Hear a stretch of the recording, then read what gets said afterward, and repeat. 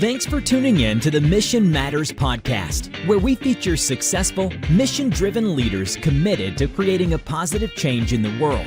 Our mission with this channel is to inspire other leaders by providing industry insights, new ideas, and inspiring stories from the pros. All right. Hello, everyone. My name is Paul Fyth, host of this show where I talk with leaders heading up mission-focused organizations, always leading from the heart. I always put my hand on my chest when I do that, and making a difference in our communities. This episode is sponsored by Gregory Media, affectionately known as PGM. We are a certified B corporation, B standing for, what does it stand for? Benefits. So a certified benefit corporation. There's only a few thousand in the world. To find out what B corporations are and find out more about Paul Gregory Media, visit paulgregorymedia.com. Very excited to have on with us today, Geri Kerger. She is a nonprofit executive with NAMI DuPage. She's been there for 5 years. Little known fact, she also has a law degree and a master's in guidance counseling. But she's a nonprofit executive with experience in both program management and administrative roles, especially including resource development for nonprofits and strategic, I have to say this right, and strategic innovative methods to communicate an agency's message to increase their impact. And I've seen that firsthand, by the way, for the last couple of years. So welcome, Geri. Thanks for being on the show. Oh, thank you so much for this opportunity to speak. Yes, we have to let everybody know who doesn't already know the good work that NAMI DuPage is doing. But you've been doing this for now 5 years. Is that correct? Almost 5, yes. Yeah. So one of the things I hear a lot from nonprofit executives is they choose a role in a nonprofit or a nonprofit executive director role because they think it's going to be an easier gig than their corporate gig before that. I almost find that that's never the case. Is that similar to your experience? I very much so. I mean, I knew what I would be getting into. Yeah. Because I'd been in nonprofits for a while, but it is not a 9-to-5 job. It's really, many times it's more of a 24/7 job because we have to respond to situations as they arise. And because most nonprofits don't have the funding to have staffing of maybe some other types of organizations. So yes, it's very different. I would say a nonprofit executive director early on in their career, like mine, this is the first time I've been an executive director, probably between 60 to 80 hours a week average, depending on what's going on. So yes, it's a lot of work. I have never met an executive director who didn't have 40 balls juggled in the air at any given time. It is a monumental effort. I'm always amazed.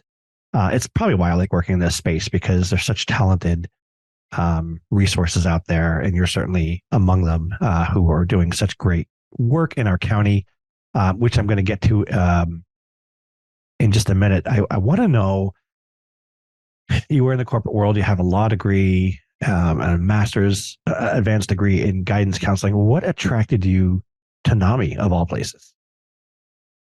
Well, I first became involved with NAMI or met people from NAMI about 25 years ago.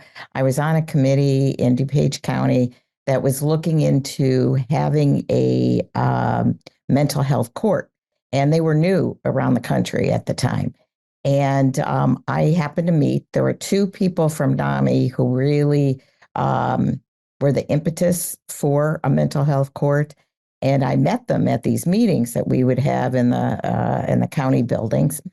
And there would be judges there and other people in social service at these large meetings. And I would watch the people from NAMI, who were probably, 20 or 25 years, 20 years older than I was. And I would watch them just navigate the room. And they knew what they wanted. And I thought, I've never seen anybody better in court arguing a case or a lobbyist in Washington, because they'd go up to the judges, they'd explain what they want. And they were so powerful, and they were all volunteers. And they had children with mental illness. And I just continually thought to myself, I wonder if I'd be able to do that if I were in their shoes. And I would just so marveled at it. And then after that, I had friends that became very involved with NAMI because they had children with mental illness. And I also, when I was working as an attorney, I would constantly refer clients or other people that would call me about different issues. I will refer them to NAMI if I thought there was a mental health issue, because I know that that was a really great place to access information.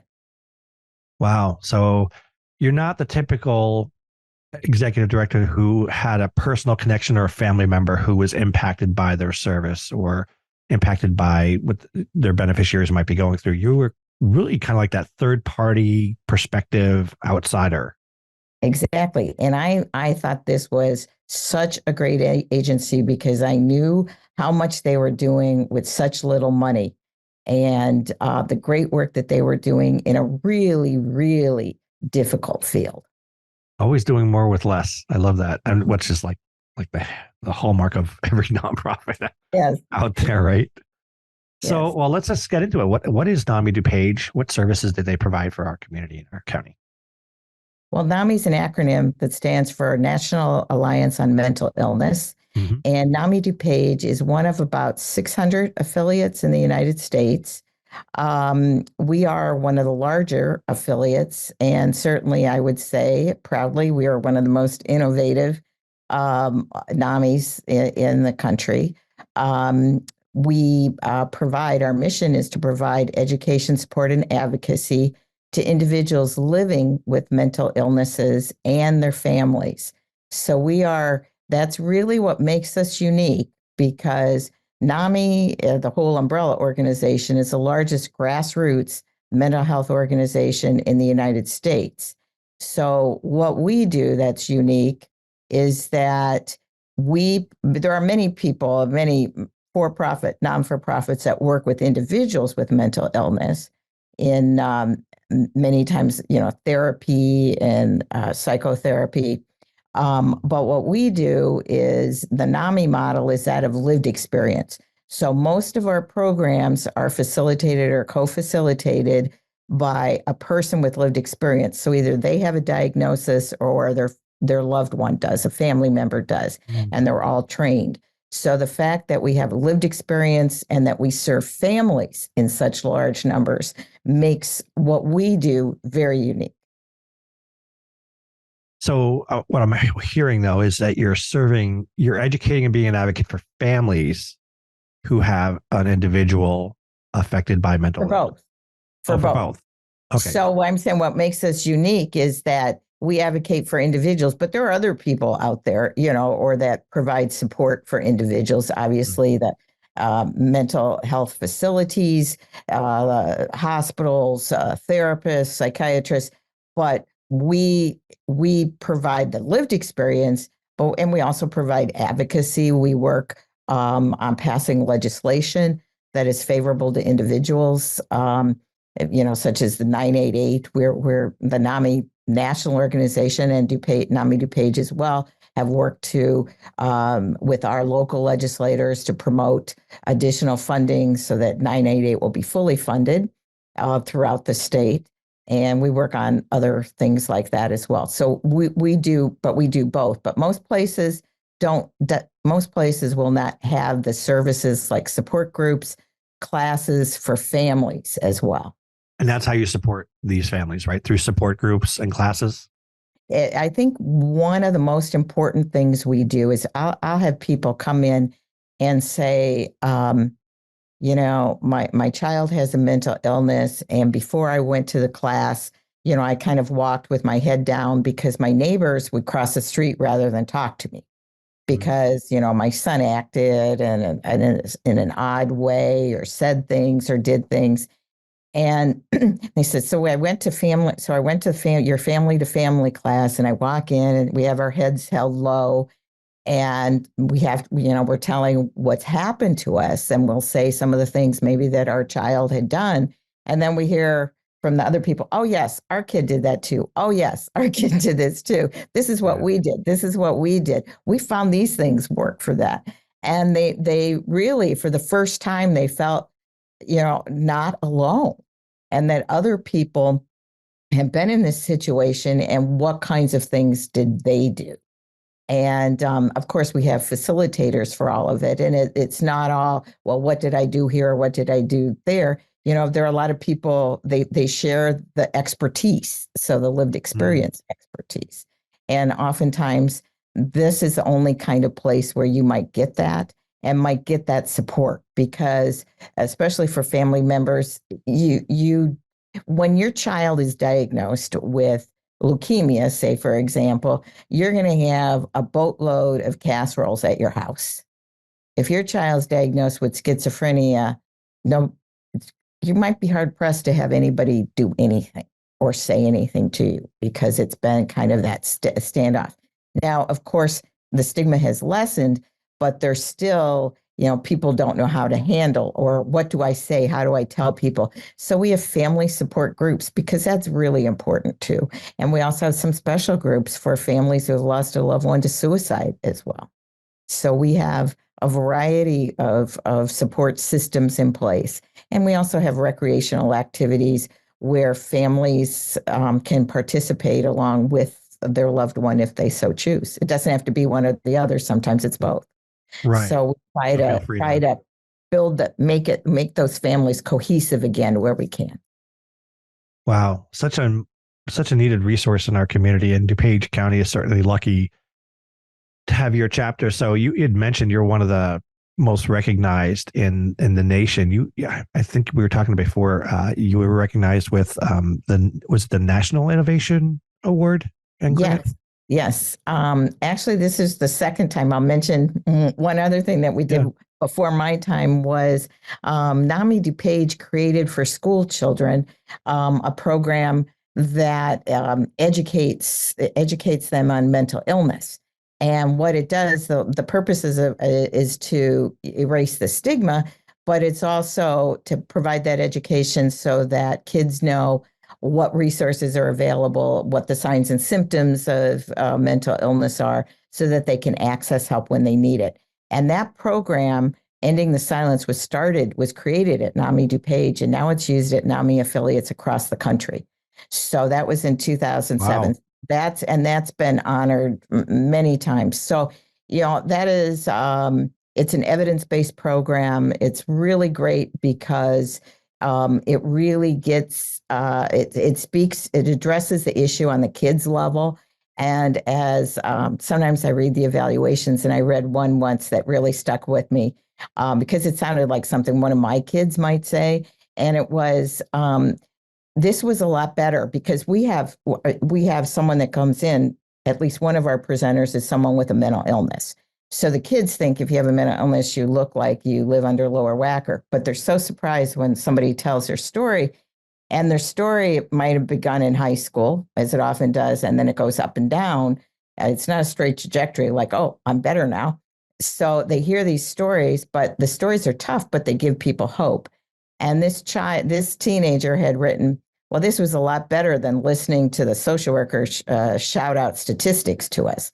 So people really remember those stories, and the stories, the one thing that I would say, the most important thing it does is it really gives everyone in that room hope that this does not mean the end of everything. And that's really what those kids need to know, is that there's hope, because nobody's going to access treatment if they think that there isn't hope to recover.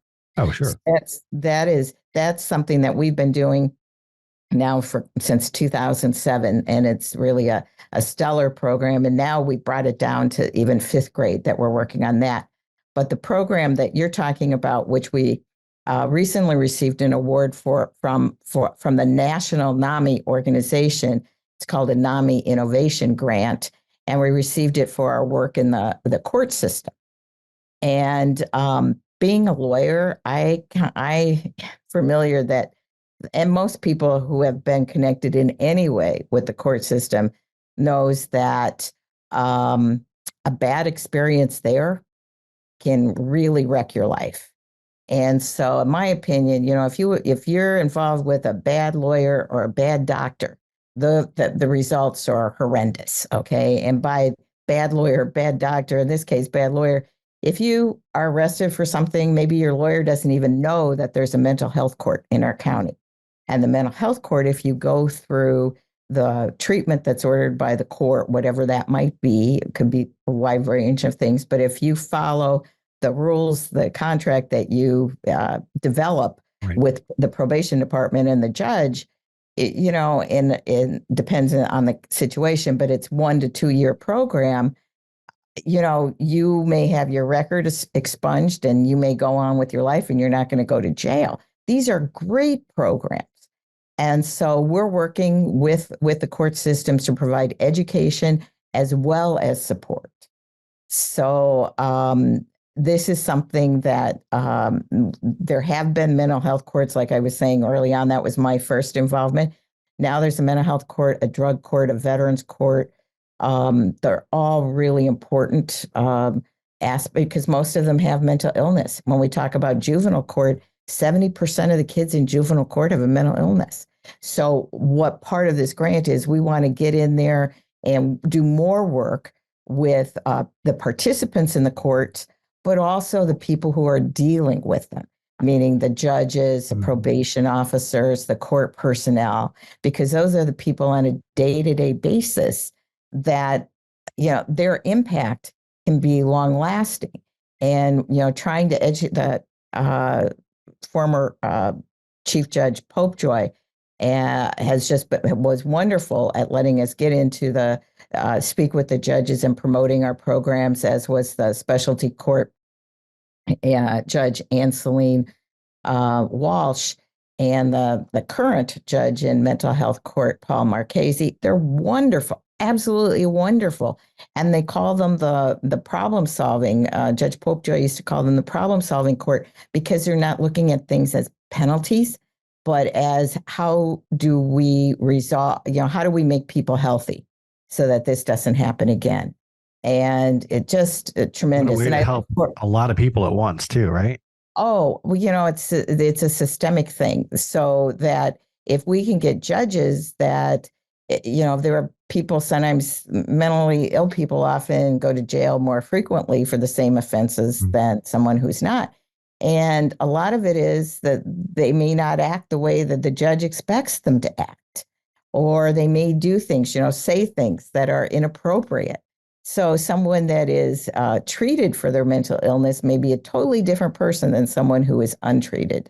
So we're really looking forward, the new Chief Judge Wheaton, we're looking forward to working with her and with other people in the court system, to continue this where judges know about us and they know that, a sentence for one person may not be the same as a sentence for somebody with mental illness. What are the repercussions of that?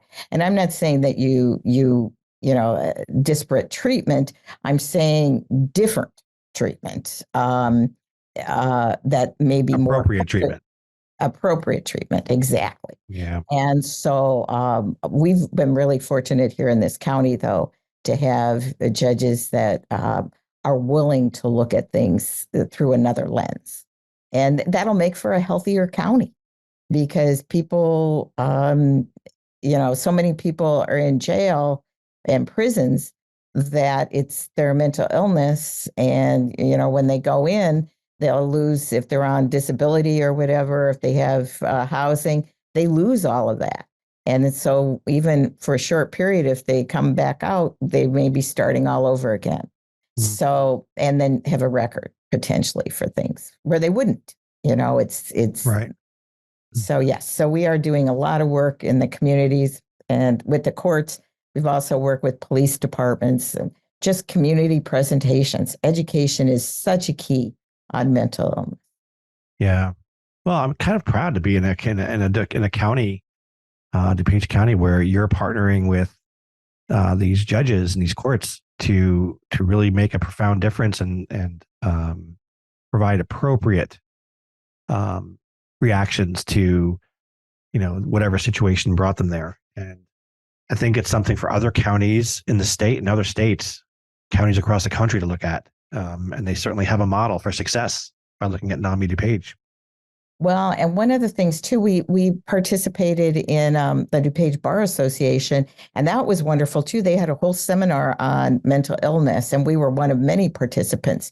And it was just a great opportunity for lawyers and others and professionals in the community to hear about all the things that are going on, but also to have a better understanding and also to realize that too many times lawyers and judges, they're in a position of power, but they sort of kick the can down the road where they see something's wrong, but it's like, well, I got to get rid of these cases, or it's not I don't want to get into this. And they'd have an opportunity to divert. And that's the problem, is that so many times people with mental illness go untreated. The average time between symptoms and actual treatment is 11 years. And think of how much damage is done during that time. So a very popular term is, trauma-informed care. So, we have to peel away those layers of trauma. So when I addressed the Bar Association, I said, well, how about all of you try to reduce that trauma, reduce the amount so there's less to peel away? Because if you're talking 11 years, how much more has happened to people? Oh my gosh, I had no idea it was that long. Mm-hmm. What a shame. It is. It is.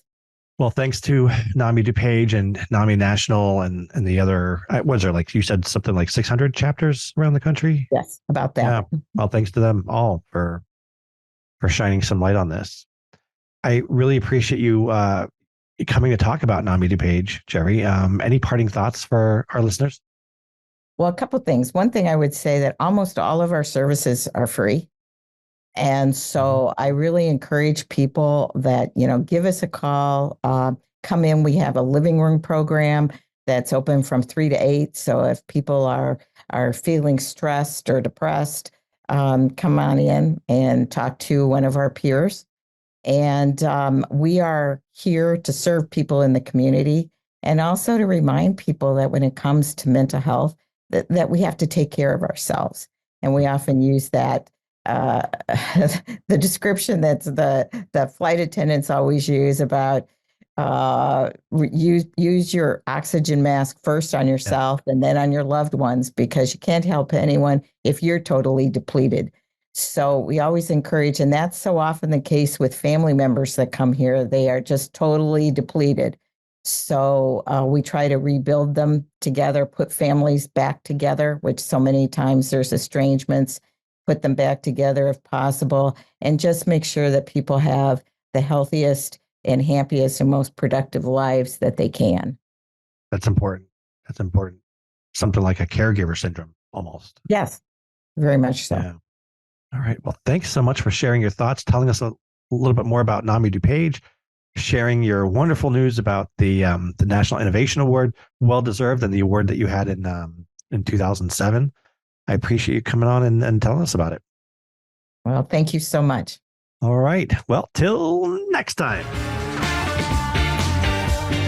Thanks for listening to the Mission Matters podcast. We'll see you again next time, and be sure to click subscribe to get future episodes.